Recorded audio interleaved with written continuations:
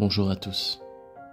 Le 28 août, j'ai fait un rêve.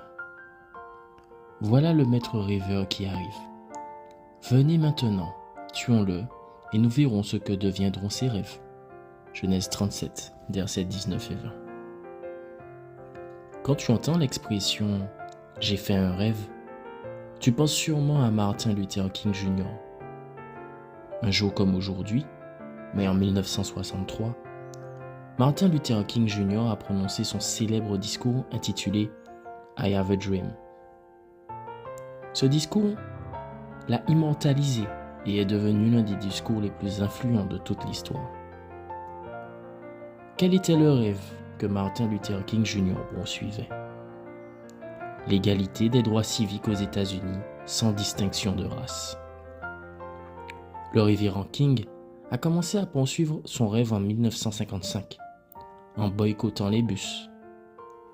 On estime qu'entre 1957 et 1968, il avait parcouru plus de 10 millions de kilomètres, parlé en public plus de 2500 fois, été arrêté par la police plus de 20 fois et agressé physiquement au moins à 4 reprises. En fin de compte, la plupart des droits revendiqués par King furent légalement approuvés avec la promulgation de la loi des droits civiques et la loi sur le droit de vote. Tu n'as peut-être pas en tête une carrière politique ou un mouvement qui englobe tout un pays, comme dans le cas de King. Mais toi aussi tu as des rêves que tu souhaites te voir réaliser. L'histoire de Joseph nous illustre ce qui arrive parfois aux rêveurs. Ses frères, par envie, complotèrent pour le tuer en pensant « Nous verrons ce que deviendront ses rêves ». Plusieurs années plus tard, Joseph était devenu gouverneur de la nation la plus puissante de l'époque. Son rêve était devenu réalité. Comment l'expliquer? Joseph lui-même dit « C'est Dieu qui m'a envoyé ici à l'avance pour que je puisse vous sauver la vie.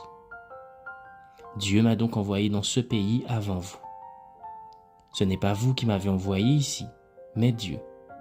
Et c'est encore lui qui a fait de moi le ministre le plus puissant du Pharaon, responsable du palais royal et administrateur de toute l'Égypte. » Genèse 45, versets 5 à 8.